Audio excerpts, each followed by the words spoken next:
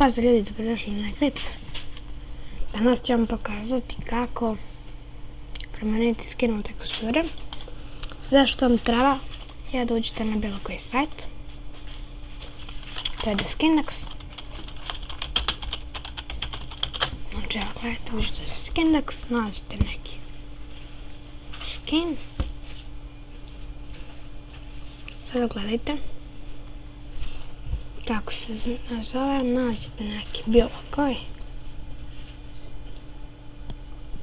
Što je mnogo lakši način da ne morate mijenjati ništa u verziji.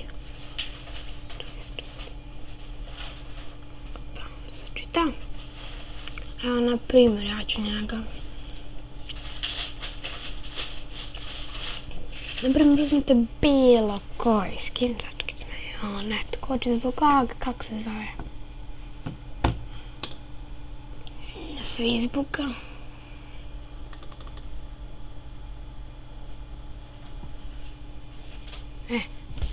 Treba da radi brže. Opa, isključio se. Nalaje se. Ajde, što radite, idemo samo ukucamo. Nađemo. Tu nađemo neki bilo koji. Ono uzet ću ovaj cool boy kako već. Ima za njega.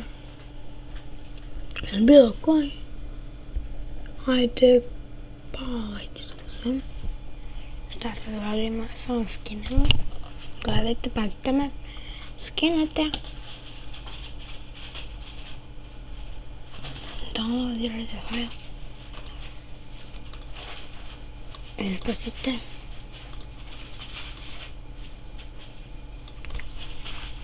Idete ovako rename, uz TV, kucate, posle date posto, te u roaming, gledajte sada, idete u tačka Minecraft i nađete da vam piše resource pack i hoćete na primjer u teksturu koju hoćete, evo ja ću napravno uzeti ovu koju ne mogu, ovo je Faithful.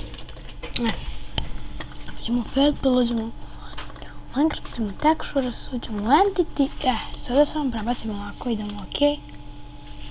Sada to preimenujem u rename u Alex.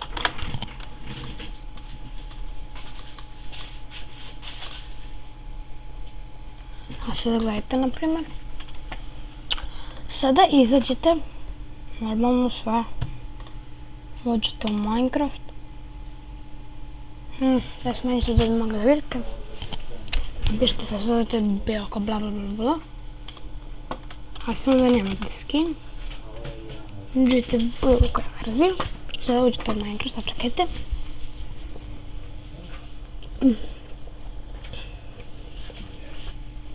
Sad čekajte.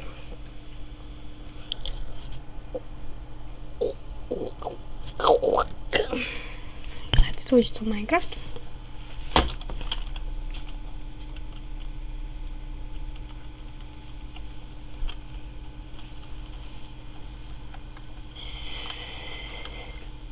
Sad ću sam da ga smanjim.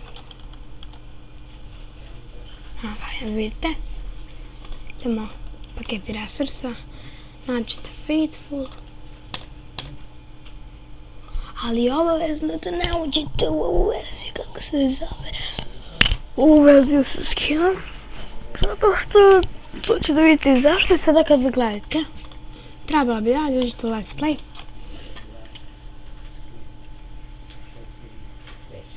Samo da bi trebalo da radim, ja sam to radio mnogo puta. Evo ga ljudi, samo što...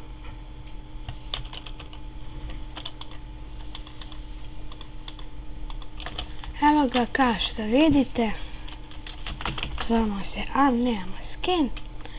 Pa ljudi, to je bilo to za ovu epizodu. Hvala vam što ste gledali i vidimo se vrlo uskoro. Ćao!